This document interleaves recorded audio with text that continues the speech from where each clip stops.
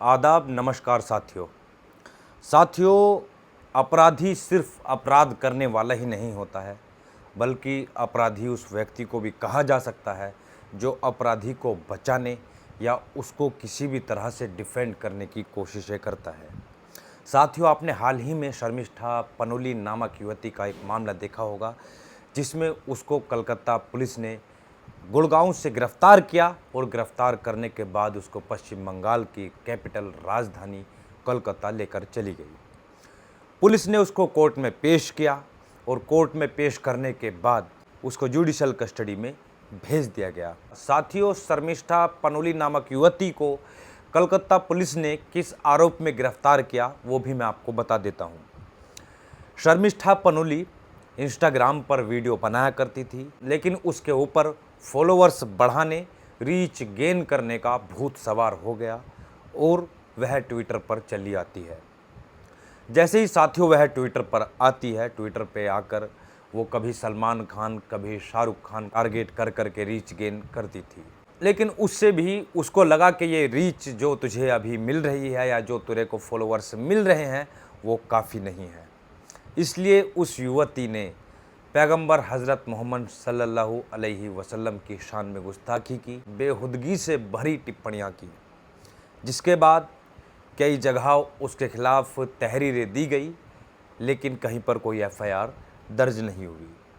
Bengal police ने शर्मिष्ठा पनोली नामक युवती के खिलाफ सोशल मीडिया पर जो उसने वीडियोज़ हज़रत मोहम्मद सल्लल्लाहु अलैहि वसल्लम की शान में गुस्ताखी करते हुए या बेहुदगी से भरी हुई टिप्पणियां जो की थी, उन पर संज्ञान लेते हुए भावनाएं आहत करने का केस दर्ज कर उसको गिरफ्तार कर लिया।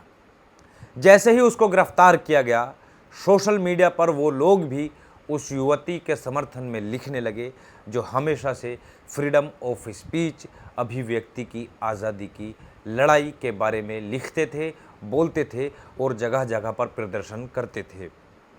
वो हमेशा से हेट क्राइम करने वालों, हेट स्पीच देने वालों और किसी की भावनाओं को ठेस पहुंचाने वाले अकाउंट्स और नेताओं का विरोध करते थे।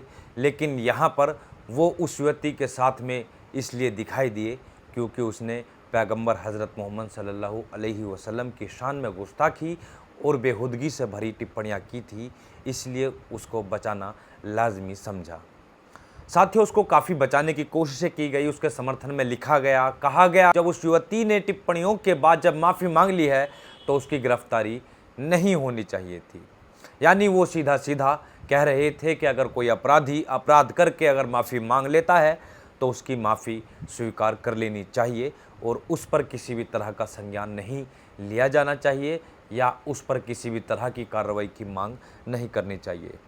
खैर साथियों, शर्मिष्ठा पनोली फ़िलहाल बंगाल की जेल में है, बंगाल की जुडिशल कस्टडी में है। आज शर्मिष्ठा पनोली की जमानत याचिका कलकत्ता हाई कोर्ट पहुंची। कलकत्ता हाई कोर्ट ने शर्मिष्ठा पनोली की जमानत याचिका पर सुनवाई की और सुनवाई करते हुए जो टिप्पणियां की है, जो जमानत देने से इनकार करते हुए जो टिप्पणियां की है, वो देश के सभी नागरिकों और ख़ासकर उन लोगों को समझ लेना, पढ़ लेना बेहद ज़रूरी है जो नफ़रत करते हैं, नफ़रत फैलाते हैं या नफ़रत फैलाने वालों को फ्रीडम ऑफ स्पीच, अभिव्यक्ति की आज़ादी की आड़ में बचाने की कोशिशें करते हैं। साथियों, कलकत्ता हाई कोर्ट ने शर्मिष्ठा पनोली को राहत न देकर बहुत ही बड़ा झटका दिया है। वो झटका क्या दिया है वो भी मैं आपको बताता हूँ। साथियों, हाई कोर्ट ने शर्मिष्ठा पनोली को आज बेल देने से इनकार कर दिया है और राज्य की सरकार को केस डायरी दाखिल करने, राज्य सरकार की तरफ से जवाब दाखिल करने के लिए 2 दिन का समय दिया गया है। अब इस मामले में 5 जून को सुनवाई होगी और 5 जून को देखा जाएगा कि शर्मिष्ठा पनोली को कोलकाता हाई कोर्ट की तरफ से जमानत दी जाती है या उसको उसके किए की सज़ा दी जाती है। साथियों, मैं आपको हाई कोर्ट की वो टिप्पणियां ज़रूर बताना चाहूँगा जो हाई कोर्ट ने शर्मिष्ठा पनोली और उनके वकील पर की है। हाई कोर्ट ने शर्मिष्ठा पनोली को जमानत न देते हुए जो उस पर टिप्पणियां की है वो आप स्क्रीन पर देख सकते हैं। साथियों, हाई कोर्ट ने कहा, हमारे देश के एक वर्ग की भावनाओं को ठेस पहुंचाई गई है, हमें बोलने की आज़ादी है, लेकिन इसका मतलब यह नहीं है कि आप दूसरों की भावनाओं को ठेस पहुंचाएं। हमारा देश विविधताओं से भरा हुआ है। ये टिप्पणियाँ हाई कोर्ट की तरफ से मैं उन लोगों को ज़रूर तोहफे में देना चाहूँगा जो अभिव्यक्ति की आड़ में नफ़रत करने वालों को बचाने की कोशिश करते हैं, नफ़रत फैलाने वालों पर कार्रवाई को गलत बताते हैं। हाई कोर्ट ने शर्मिष्ठा पनोली का पक्ष रख रहे डीपी सिंह को फटकारते हुए कहा कि इस एनर्जी को बचा कर रखें, किसी और केस में इस्तेमाल कीजिएगा, किसी दूसरे केस में आपकी एनर्जी काम आएगी। साथियों, मैं इस प्रोग्राम के माध्यम से मैं उन लोगों से ज़रूर बात करना चाहूँगा जो फ्रीडम ऑफ स्पीच यानी कि अभिव्यक्ति की आज़ादी की आड़ में अपराधियों को बचाने की कोशिश करते हैं और उनके अपराध को अपराध नहीं मानते हैं और उनको बचाने में ना संकोच महसूस करते हैं और ना ही वो किसी तरह से भी संकोचित होते हैं। साथियों, याद कीजिए कि कुछ समय पहले मुजफ्फरनगर के मोहसिन अंसारी नामक युवक ने अपने फेसबुक अकाउंट पर एक लीची के बीज का फ़ोटो अपने फेसबुक अकाउंट पर पोस्ट कर दिया था, जिसके बाद कुछ लोगों ने उसके खिलाफ पुलिस स्टेशन में पहुंचकर एफआईआर दर्ज कराई, जिसमें उस पर आरोप लगाया गया कि इसके लीची का फ़ोटो पोस्ट करने की वजह से हमारी धार्मिक भावनाएं आहत हुई है, हमें ठेस पहुंची है। उसको फ़ौरन मुजफ्फरनगर की पुलिस ने गिरफ्तार करके जेल में डाल दिया था, लेकिन तब किसी को अभिव्यक्ति की आज़ादी, फ्रीडम ऑफ स्पीच की याद नहीं आई थी। तब किसी की ज़बान नहीं खुली थी कि एक मोहसिन अंसारी नामक युवक को एक लीची का फ़ोटो सोशल मीडिया पर पोस्ट करने की वजह से कैसे गिरफ्तार किया जा सकता है और कैसे किसी के लीची और उसके बीच से किसी की भावनाएं, किसी की धार्मिक भावनाएं, किसी के रिलीजियस सेंटिमेंट्स जो है हर्ट हो सकते हैं। मामला नंबर 2, नोएडा में एक होटल संचालक जैनुद्दीन नामक व्यक्ति ने अपने होटल के बाहर एक चूहे को मार दिया था। उसी वक्त उसकी किसी ने वीडियो बनाकर सोशल मीडिया पर वायरल कर दी। जब वो वीडियो वायरल हुई तो उसके खिलाफ एक कंप्लेन दर्ज होती है, जिसमें कहा जाता है कि इसने चूहे को मारा है, इसके चूहे के मारने की वजह से हमारी धार्मिक भावनाओं को ठेस पहुंची है। नोएडा पुलिस फ़ौरन उस व्यक्ति को गिरफ्तार कर लेती है। जब सवाल जवाब किए जाते हैं तो उस व्यक्ति को पुलिस धारा 151 में अरेस्ट दिखाती है। उस वक्त किसी को अभिव्यक्ति की आज़ादी याद नहीं आती है कि कैसे एक चूहे को मारने पर एक जैनुद्दीन नामक व्यक्ति को गिरफ्तार किया जा सकता है। मामला नंबर 3, संभल में महक रेस्टोरेंट चलाने वाले 55 वर्ष के व्यक्ति तालिब हुसैन चिकन फ्राई बेचने का काम करते हैं। साथियों, वो रोज़ाना दुकानों से रद्दी के रूप में अखबारों को खरीदते हैं और जो भी उनसे चिकन खरीदने के लिए आता है वो उस चिकन को अखबार में पैक करके दे देते हैं।